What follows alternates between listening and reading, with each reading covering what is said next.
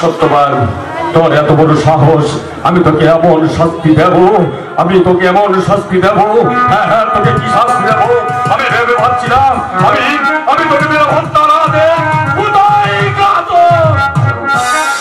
ছিলাম পালঙ্ক বাজারে, হঠাৎ ডাক পড়ল রাজ দরবারে। আকাশ স্তব্ধ, বাতাস স্তব্ধ,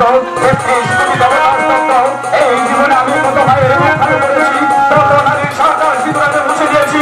আজও জানি না কেন আমাকে অনুসরণ করেছে, জানি না এই মুহূর্তে কার বর্ণলীলা শেষ করতে হবে। আমি আদেশ করেন চাইবো না। এই মুহূর্তে সত্যবানকে নিয়ে যাবে দক্ষিণ মশালে, সেখানে নিয়ে তার শিরুচ্ছেদ করে তার তাজা রক্ত মহারাজ, আমি হয়েছি আপনার বেতনভোগী কর্মচারী। আপনি আমাকে যে আদেশ দিবেন আমি তাই পালন করব। কিন্তু মহারাজ, আপনি এই লোকের দিকে একটি বার চেয়ে দেখুন, সে একটু দোষ করতে পারেনি। জানি না তবু কেন আপনি তাকে খুব হত্যার আদেশ দিয়েছেন। আপনি যখন তাকে হত্যার আদেশ দিয়েছেন, তাহলে আমি আর বিলম্ব করবো না। এই মুহূর্তে তাকে নিয়ে যাবো দক্ষিণ মশালে, সেখানে নিয়ে আমি তাকে হত্যা করবো। চলে এসো, চলে এসো।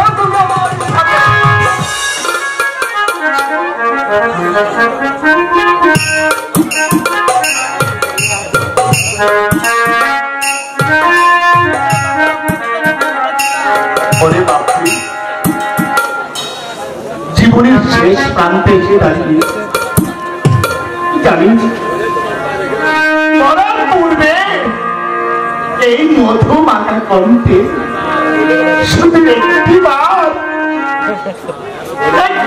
তুই আমাকে যদি বাবা বলে ডাকতি। নিয়ে যা ওকে, আমি ওকে সহ্য করতে পারছি না।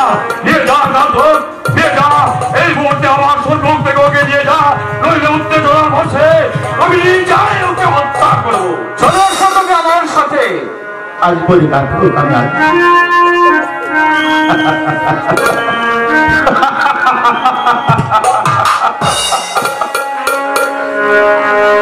জানিস সুখী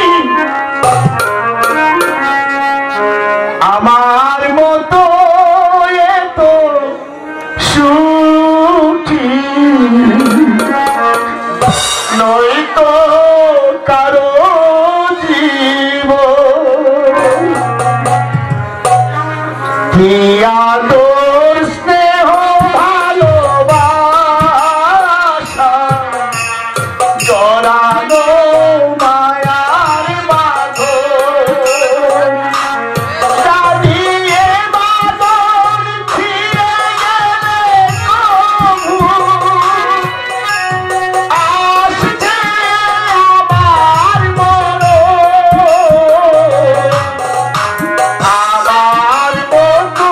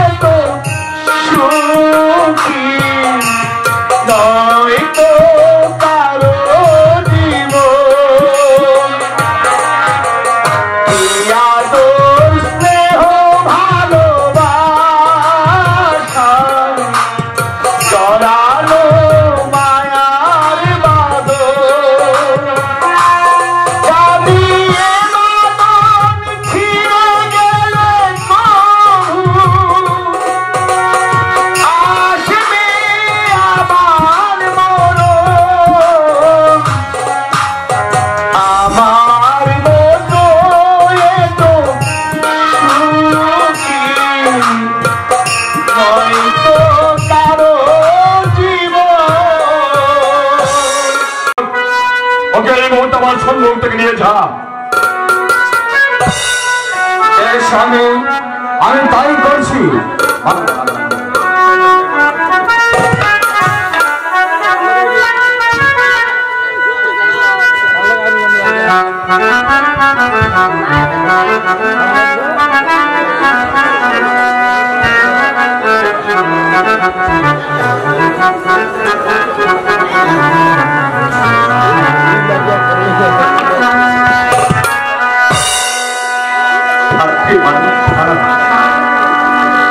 এই চাকরকে বাবা বললেন,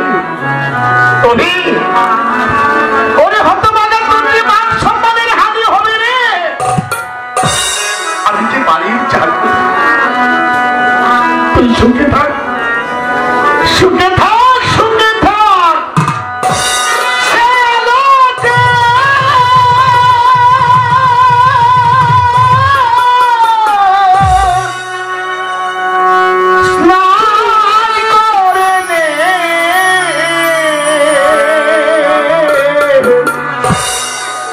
যেতে হবে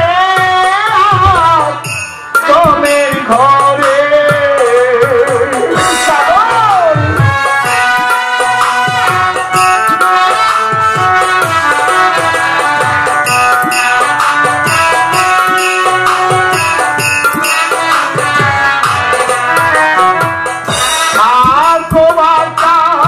তুমি মহাসুখে আমি মরিয়া দেখুন তোকে।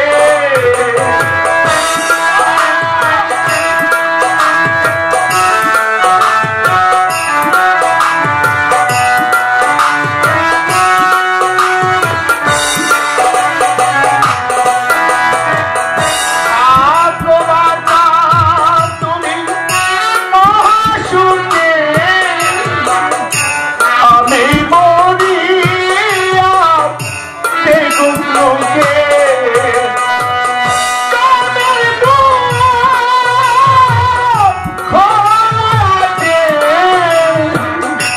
যেতে হবে তোমের ঘরে।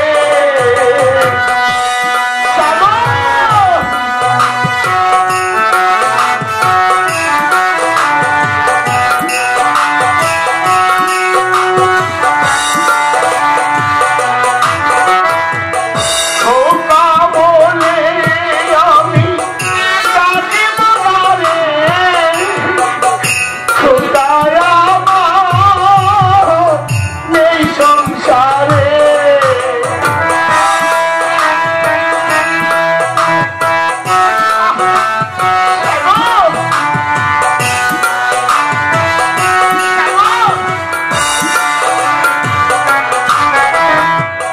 কাঁচা বলে আমি ডাকব কারে, বাঁচায় আমার নেই ভুবনে। কানের খোলা আছে,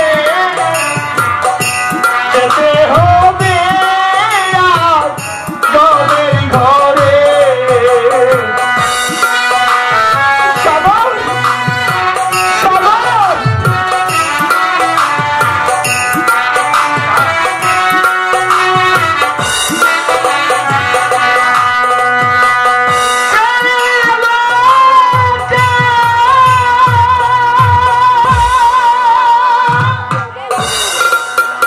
পিতা, বলো বাবা। পিতা, আপনি অনুমতি দিলে আমি যে নরবলে দেখতে যাবো। না বলছো না, নরবলে দেখলে তুমি ভয় পেয়ে যাবে। না না পিতা, না, আমি দূর থেকে নরবলি দেখে আবার আমি আপনার কাছে চলে আসবো। ঠিক আছে পুত্র, তোমার মনোবাসনা আমি পূর্ণ করব, তবে হ্যাঁ দূর দেখে দেখে চলে আসবে।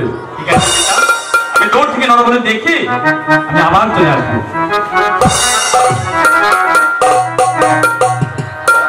ওগো ঠাকুর, আমি বুঝতে পারছি না এখন আমি কি করবো।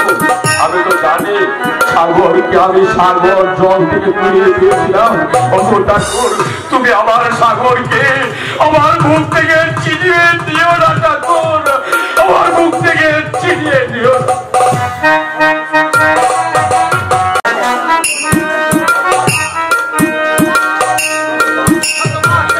বর্তমান হয়তো দেখা যাচ্ছে কালী মন্দির, আমি যে এখানে তোমাকে হত্যা করব। সত্যবান, তুমি মৃত্যুর জন্য প্রস্তুত হও। আমি প্রস্তুত ভাই। ঠিক আছে,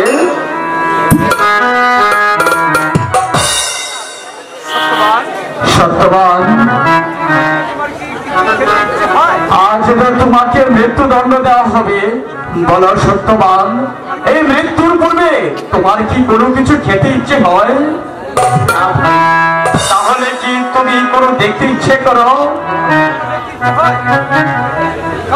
কাউকে কি তোমার দেখতে ইচ্ছে হয়? পারবি পারবি ঘাতক তুমি আমার মনের অভিলাষ পূর্ণ করতে? বলো বলো, তোমার কি দেখতে ইচ্ছে করে? ও কি ঘাতক রে,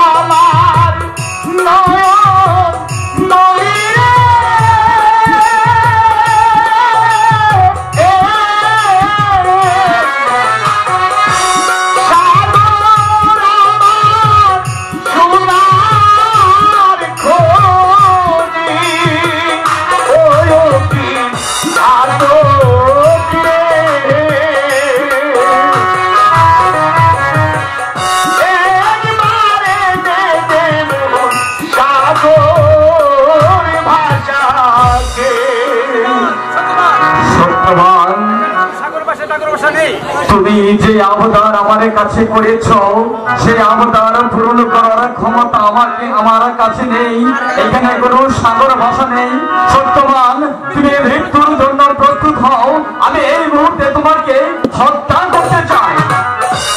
আমি জানি রে ঘাতক, জানি তুই আমার মনের অভিলাষ তুই পূর্ণ করতে পারবি, কিন্তু কেন কেন তুই আশা জাগালি?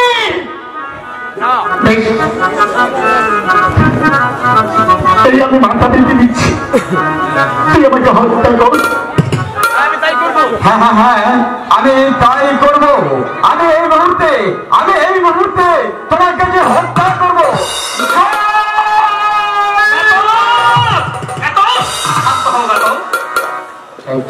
বলো গাতো, বলো বন্দি কি চায়? বন্দি চায় এই মুহূর্তে সাগর ভাষাকে দেখতে। সত্যি? হ্যাঁ হ্যাঁ হ্যাঁ। বন্দি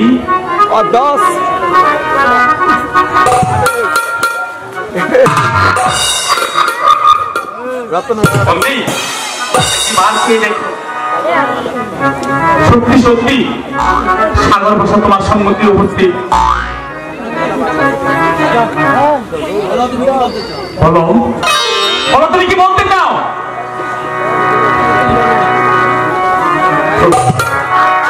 আমার হাতের বাঁধনটা খুলে দিবি? দেওয়া লাগবে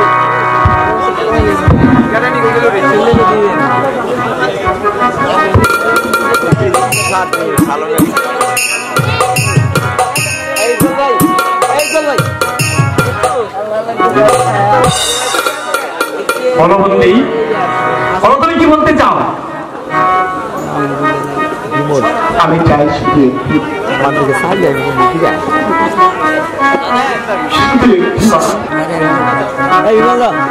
আমি তোকে আমার কোলে নিতে। সত্যি? ঠিক আছে বন্দি, সাগর তো যখন তোমার সম্মুখবর্তী তুমি তোমার কোলে তুলে নাও। সাগর বন্দি, সাগর বন্দি, সাগর ও কি বাঁচা রে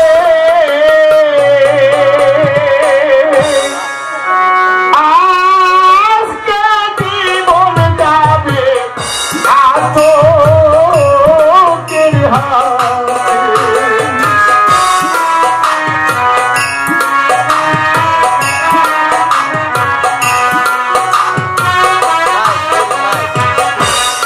আইরে বাঁচাও, আইরে বুকে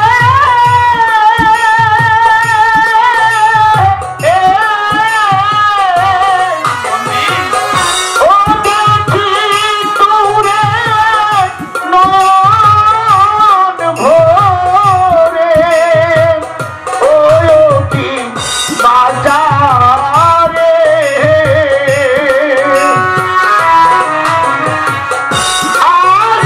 জীবন যাবে ঠাকুরের হাতে।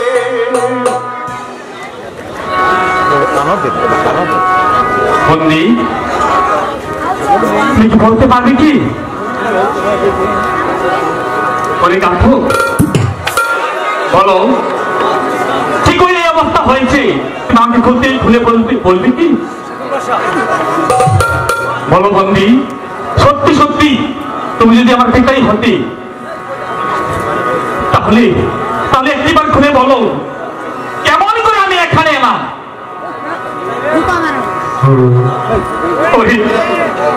ওরে বন্দি, আর কেমন করে তুমি আমার পিতা হলে? হ্যাঁ বলো বন্দি, বলো। আমার এই কাহিনী অবাস্তব, মিথ্যে নয়, মন করা গল্প নয়, জানিস? ঠিক আছে বন্দি, বলো। ছোট্ট একটি দুঃখী পরিবারে সুখ দুঃখের জীবন্ত দলে তুই শুনবি? বলো বন্দি, বলো। তাহলে শুন, আজ থেকে 20 বছর আগের ঘটনা। আমাদের বাড়ি ছিল রঞ্জিত রাজা রাজ্যে। তারপর ওখানে বনের ভিতরে লতা পাতা দিয়ে একটি কুটির তৈরি করে তোর মাকে দিয়ে ভগবানের আরাধনা করে দুবেলা দুমুঠো খেয়ে না দিন কাটাচ্ছিল। হঠাৎ ওই রাজ্যের রাজা রণজিৎ সন্ধ্যে রাত্রিতে আমাদের বাড়িতে এসে আশ্রয় নিয়ে বলো সত্যবান, আজ রাত তোমার এখানে শয্যা পেতে থেকে আগামীকাল প্রভাতী আমি চলে যাব। তারপর কি হয়েছে জানিস শতবাগা? মহারাজ থেকে শয্যা পাতার ব্যবস্থা করে দেব এমন কোন বস্ত্র আমাদের ঘরে ছিল।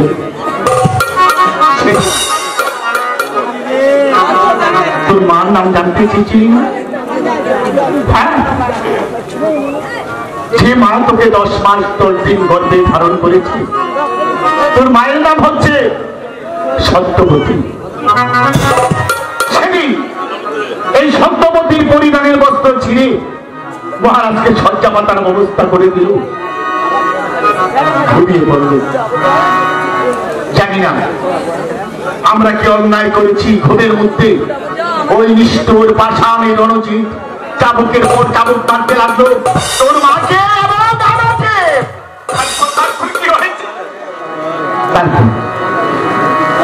এক পর্যায়ে আমাকে ঘরের খুঁটির সঙ্গে বেঁধে রেখে হরণ করে নিয়ে গেল নিষ্ঠুর পাষাণী জল্লাদ রণজিৎ তোর মাকে।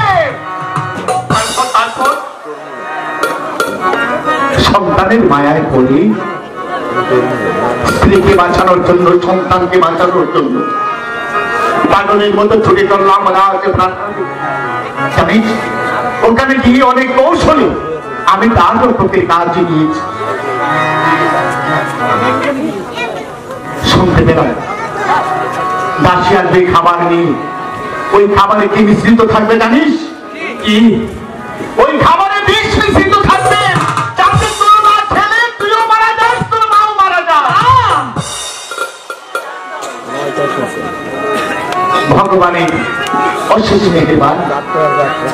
কথায় বলি রাখে হরি মানেকে আর মানে হরি নাকে। সে বিষ থেকে ভগবান তোকে তোর মাকে বাঁচিয়ে দিল। হঠাৎ করে প্রহরী এসে বলল, প্রহরী এসে বলল, সত্যবতী তোমাকে অন্য কারাগারে যেতে হবে। পাগল হয়ে গেলাম, পাগল হয়ে গেলাম। ভগবানকে ডাকতে শুরু করলাম, হে প্রভু, হে ঈশ্বর, তুমি আমার স্ত্রীকে রক্ষা করো, আমার সন্তানকে তুমি রক্ষা করো। ছুটে চল।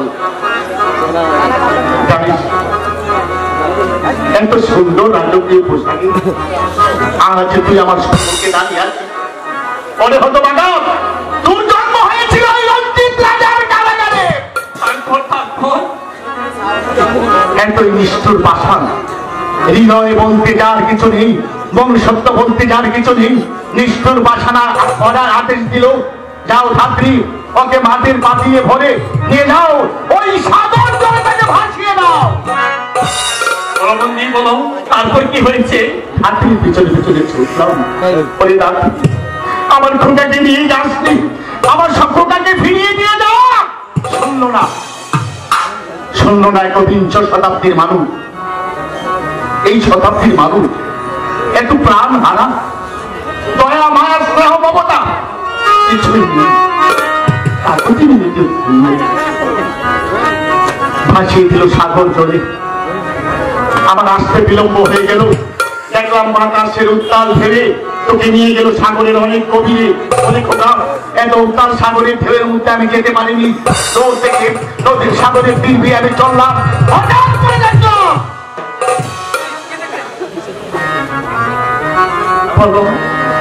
থামলে কেন? হঠাৎ করে দেখলাম দেবরগণের জালে ওই মাটির পাতিলটি আটকা পড়েছে। দেবরগণ যখন জাল থেকে ওই মাটির পাতিল থেকে তোকে ঘুরিয়ে নিল, সেদিন আসে আমি বললাম, ওকে দেবরগণ এই সন্তান আমার সন্তানকে আমার হাতে তুলে দাও। বললো সন্তান যদি নিতে হয় তাহলে কিছু টাকা দিতে হবে। আমি বললাম দাদা আমার কাছে তো টাকা পয়সা নেই, আমি কোন থেকে দেবো আপনাকে টাকা? হ্যাঁ, তারপর বললো নগরে নগরে ভিক্ষে করে টাকা দিলেই আমি তোমার সন্তানকে দিয়ে দিই। জানিস বাপি, জানি আমি শুধু তোর জন্য, এই চাঁদ মুখ দেখার জন্য আমি মানুষের দাঁড়ে দাঁড়ে ভিক্ষে করেছি। হাত পেতে আমি ভিক্ষে করেছি। ভিক্ষে করে যখন আমি টাকা দিয়েছি, দেবরগণ আমার সঙ্গে প্রতারণা করে তোকে আমার কাছে না দিয়ে শুধু খালি একটি বাতিল দিয়ে নিয়ে গেল ওই অজয় রাজার কাছে। ছুটে চললাম দেবরগণের পিছনে পিছনে, গিয়ে দূর থেকে দেখল অপার মহিমা ওপরওয়ালা ওই রাজার কাছে লক্ষ টাকার বিনিময়ে তোকে বিক্রি করেছে। সেই জন্যই তো আমি তোর মন মুদ্রা পরিষ্কার করার জন্য, আমার নিজের সন্তানের স্নেহ ভালোবাসা দেওয়ার জন্য, আদর দেওয়ার জন্য আমি শিশু পালনের কাজ সেদিন যখন স্কুলে পয়সা যখন তোকে জানুস বলে গালি দিয়েছে, আমি সইতে পারিনি। আমার অন্তরটা আমি কাউকে ছিঁড়ে দেখাতে পারবো না। বল আমি কেন? এই পৃথিবীর কোনো বাবা যদি শুনতে পারে তার সন্তানকে জানোস বলে গালি দিয়েছে, সে যার ঠিক থাকতে পারেনি। সেই জন্যই তো আমি বলেছি তুই আমার অনুযার সন্তান, আমি তোর পিতা। বল বল সাগর বল, আমি কি অন্যায় বলেছি বাপি? না, বেশ, আমার আর কোনো আশা নেই, আমার কোনো সাথ নেই, আমার আর কোনো লোক নেই। যা, তুই ঘরে চলে যা। যা না, যাও না, চলে যাও। তুমি তোমার কাজ তাড়াতাড়ি শেষ করে ফেলো। তুমি